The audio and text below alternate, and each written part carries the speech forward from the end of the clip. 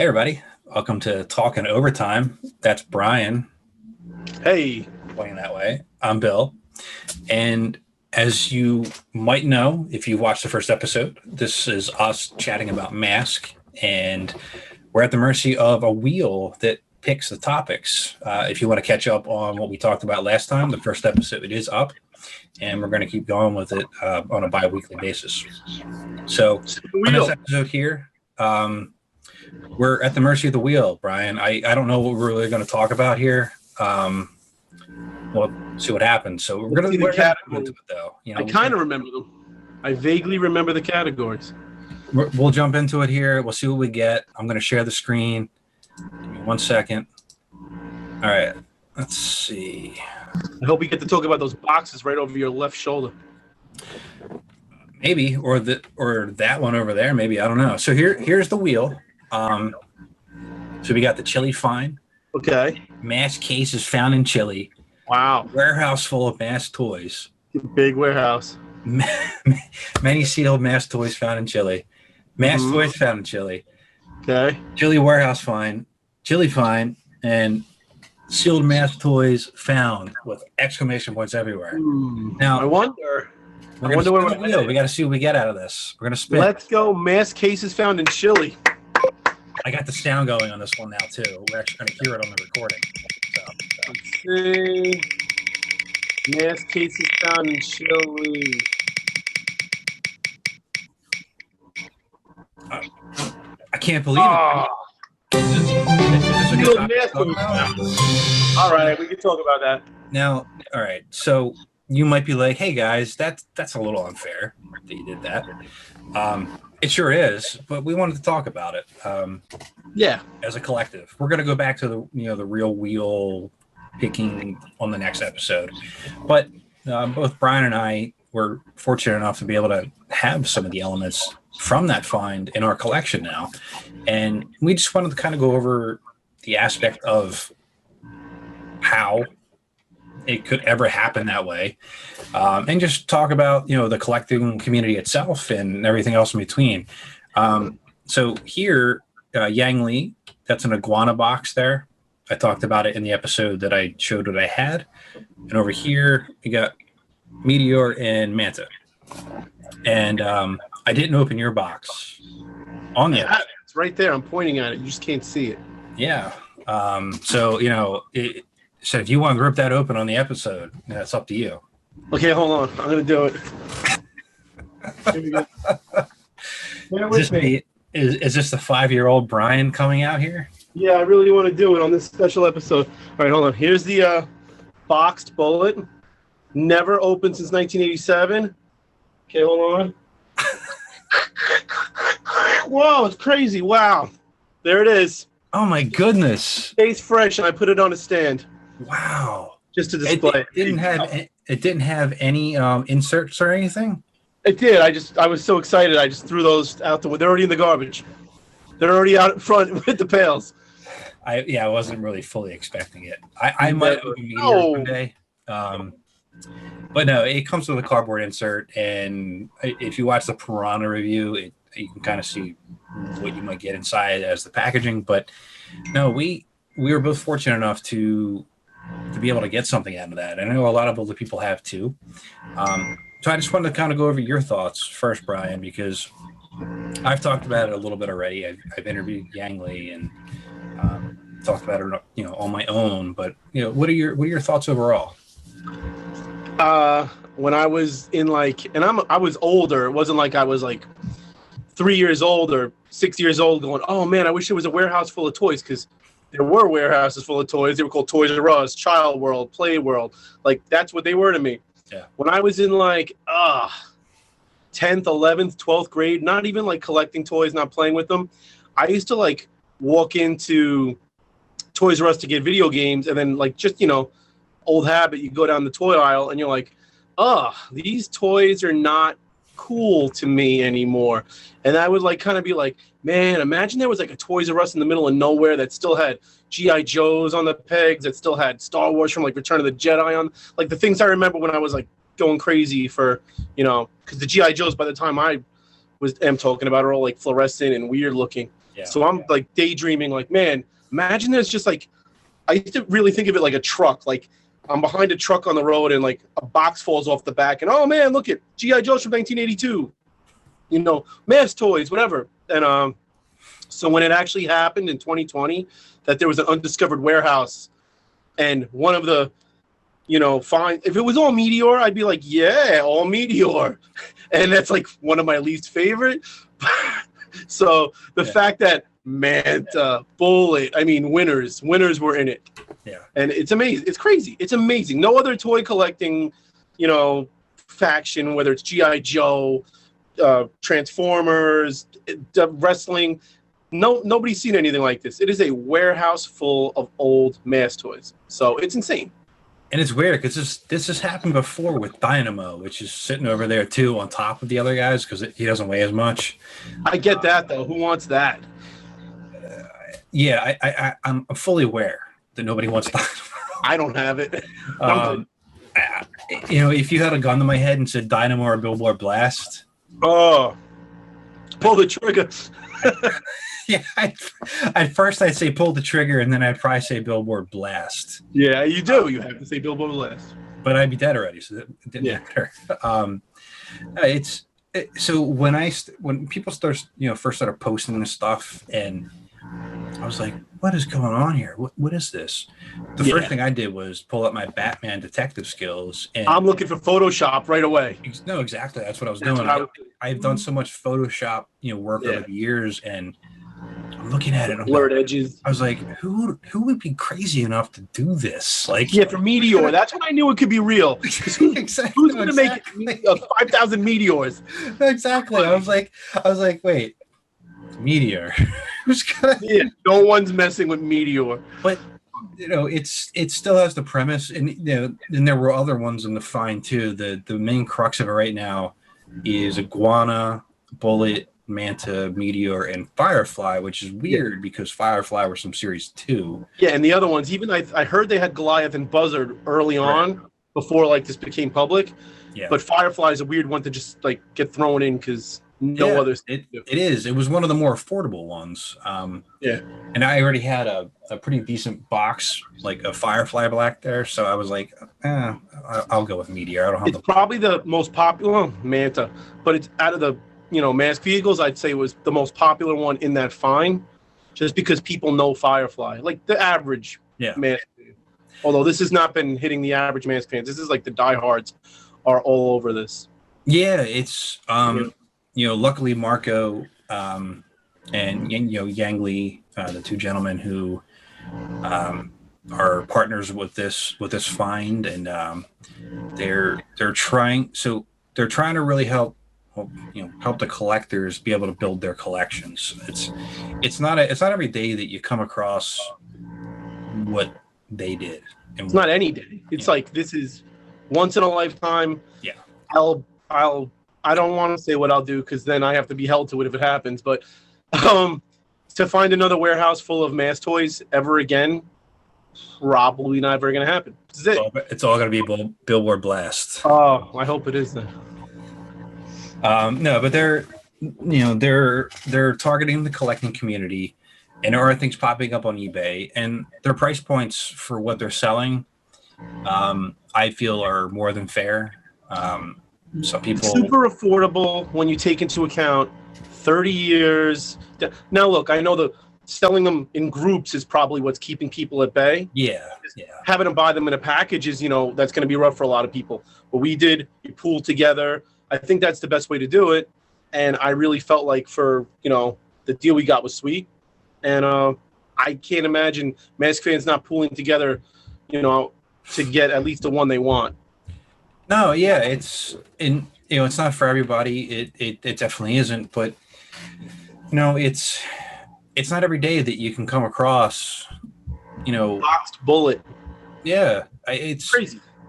It's and I got the when the box came in, it was literally like 4 days later from Chili. I know, fast. I sent you a message. I was like, it's already here. I was like, well, send mine.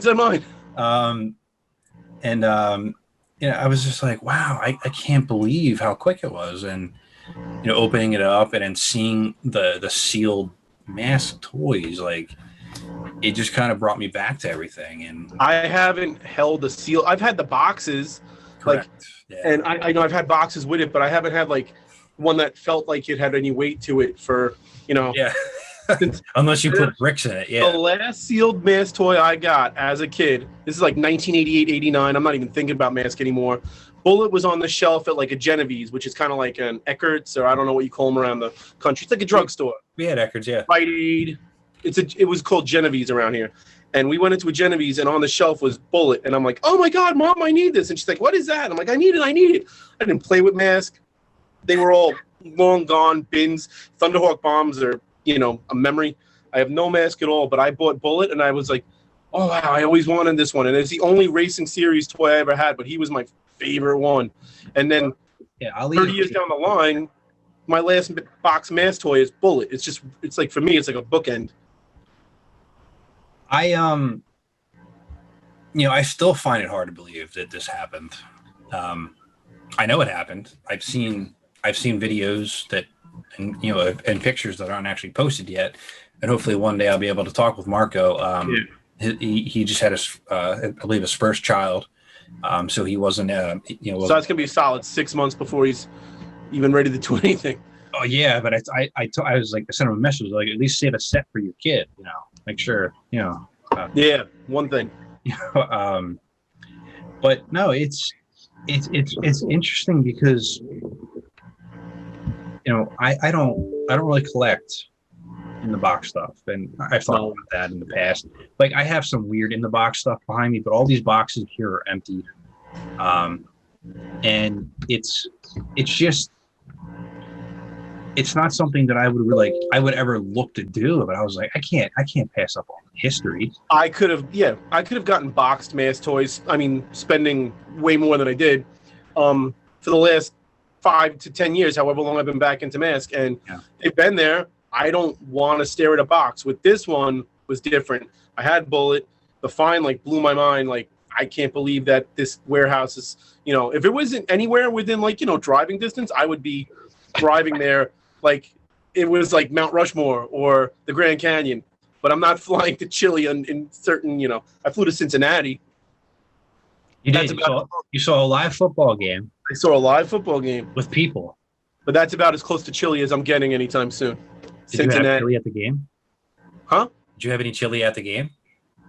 Cincinnati, and I swear to God, this is just, Cincinnati is known for its chili. It is. That all comes together. It's known for its chili.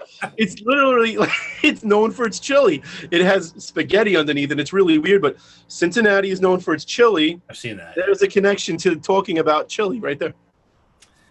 Look, on this show, we're just going to bring it all together, really. Wow. All about. But what I've seen people post is like, oh, your prices are too high. Oh, why don't you sell them individually? Oh, I wish it was Thunderhawks and Rhinos. I was like, well, yeah. Why? What should it be cheaper? Everything should be cheaper. Like, the clothes I'm wearing should be cheaper. Like nothing should cost a ton of money, but it does. That's just the way the economy works. And the way it works now with shipping from there and the amount of packages, because I've spoken to everybody involved basically online early on, before we pooled together. I was emailing with some people, and they were like, even somebody who that had nothing to do with Yang Li, another seller that had some of the stuff. Yeah, they're only allowed to make limited trips to the post office, and there's a certain amount they can ship every week, and a certain amount of packages they're allowed to. So I get while they're bundling it right now, and we figured a way around it. So I'm not really gonna cry. Is it more expensive than I normally spend on toys? Yeah. Because I usually wait and shop till I get this super steal. I'll be up at 2:00 in the morning on eBay if I think I'm going to steal something. But I feel like I see box bullets on eBay right now going for $400 from New York, and I got mine for a fraction of that. So I can't complain. No, and that's part of it. And this type of collecting isn't going to be for everybody. And there are people out there that have quadruple what I have behind me here, and all boxed, like, and this is what it is. Like, do I want all of that? Yeah, sure. I would like to have all the I collection. take everything of it right now if it was less money, but that's just not the It's way the it is. way it goes. 80s toys are so hot right now. M.a.s.k is getting lumped into that. I remember I sold my m.a.s.k collection, everything, in like 2010, and it was the one collection I regretted selling after I sold it. Everything else I've always been like, whatever, I didn't need it. The m.a.s.k stuff, when I got back into collecting m.a.s.k, I was like, these prices are double what I paid when I originally got them, and then I sold them for what I paid them. I didn't like make much of a profit on it. And then now the stuff out there is double than what I paid 5 years ago.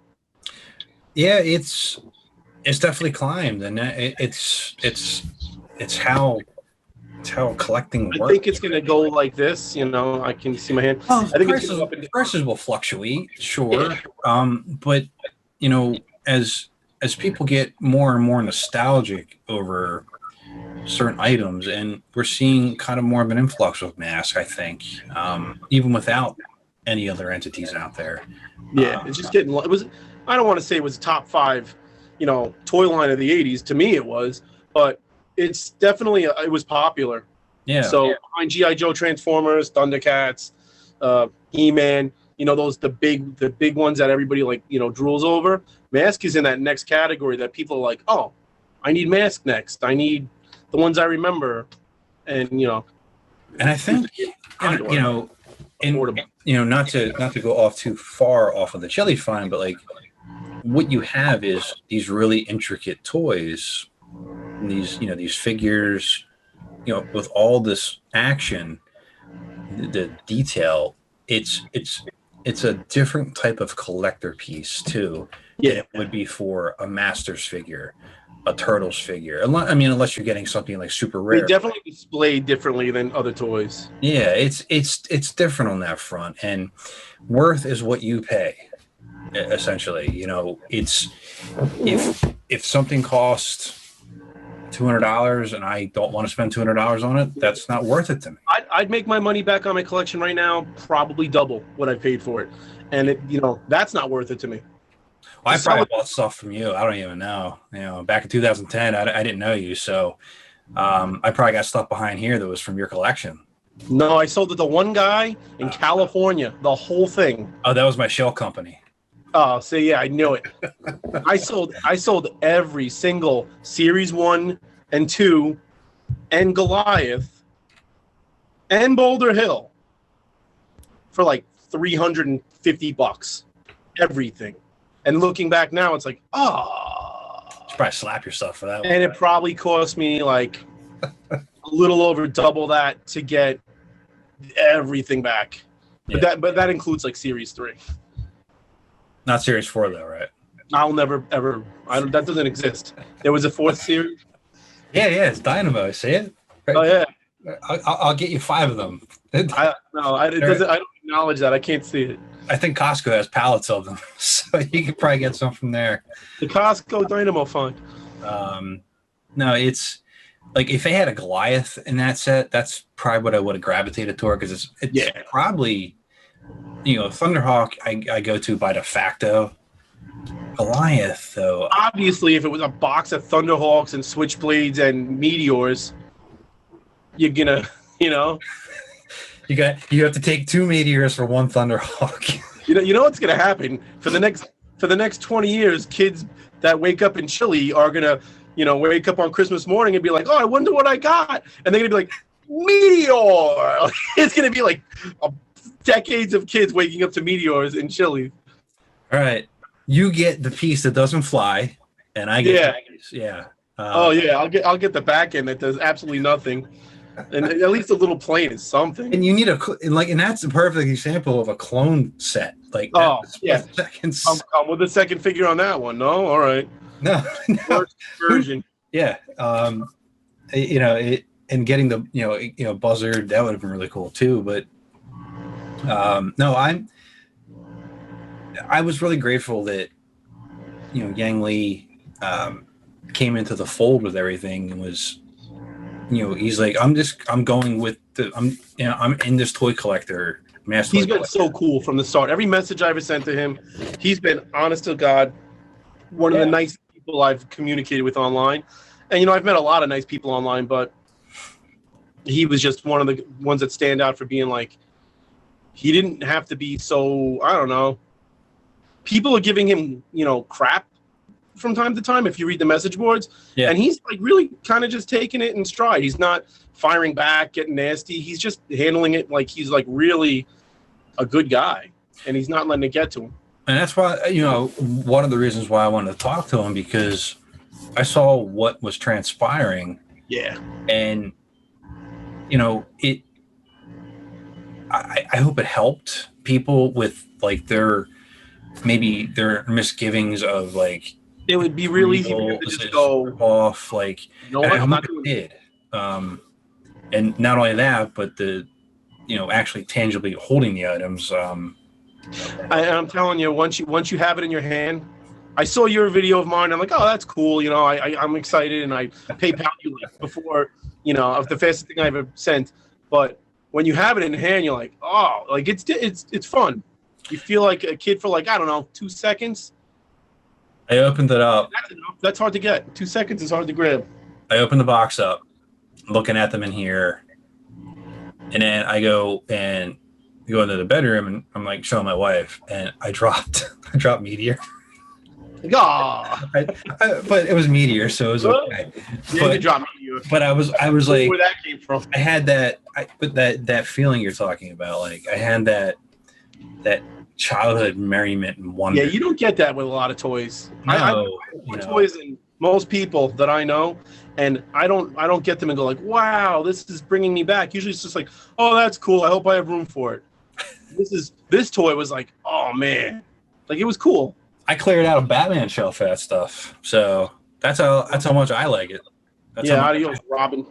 So, now I am grateful. I'm grateful that you were able to, be part of that grouping, and for anybody that has questions about it, Yang Lee does have an email that you can get in touch with him with. I can post it if you would like me to. He said that's okay to do, but I just want to make sure that people are still looking. I don't just want to throw his email out there. He's in our m.a.s.k toy collector group. You can get him there, and he's posting off and on. And he will be upfront with you 100%. And once he gets it out in the mail, you're looking at 4 to 5 days for the turnaround's super fast. United States. I don't know what it's going to take to get like to Europe or anything like that, but I would imagine maybe a couple days extra. But you'll be happy with what you get. You're getting factory. You're getting case fresh, dust free somehow in a factory, in a warehouse that was kind of pushed by the wayside, essentially. Trapped in time. Like, how did that stay like that for all? I mean, like Captain America. It's like Captain America there to your right. He was trapped in time and he was dust free. He was exactly. But no, I'm grateful that we have that piece of history, and I'm just happy to be able to chat with you about this on this episode. And like I said, on the next episode, we're going to go back to the actual back to the wheel. We wanted to talk about this because it's such a special thing. It's cool, and it's happening right now. And if it doesn't land on a wheel for the next 5 months, it's going to be like, oh, remember that Ecuador find? Because it's not going to be in my memory anymore. Hey, was that Ecuador or was that? No, it was the Falklands. It was the Falklands. Yeah, exactly. The Falklands. Yeah. But do you have any final thoughts before we close out here, Brian? No. Chili Find's awesome. It's like a childhood fantasy of mine come true.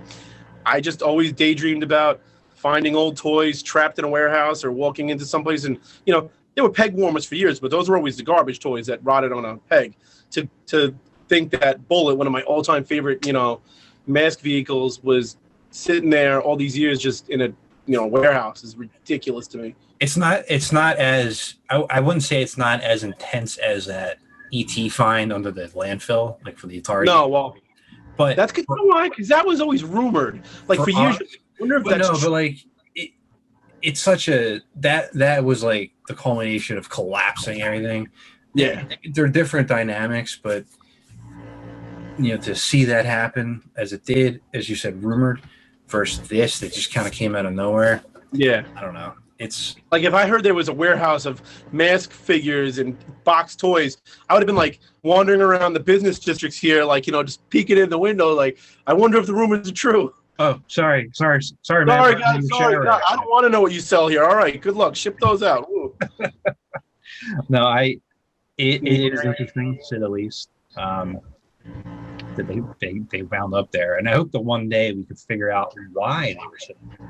I don't think there is a why. Just I don't know. Time. Somebody walked out on it. It wasn't. Right? It wasn't me. No. Was it you? No. Okay. So we got to find the guy who hates Meteor the most. It was him. Yeah, it was Ace Records. Like, yeah, enough's enough. Well, Brian, thanks for hopping on. I know you had a couple busy days there being in Cincinnati. Yeah. Glad you got to go to a sporting event outside with people. Yeah. It was fun. No lines. But I don't think football is really the time and place here to talk about this. No. We chat about it later. So until next time, on the next episode of Talkin M.a.s.k, or Talkin Overtime. Sorry, I got it wrong. This close. Almost nailed it. I'm not even going to edit it. I'm just going to let it go. All right. Good job. That's Brian, Kero Wack. I'm Bill from Matt-Trakker.com, and we'll talk to you guys later.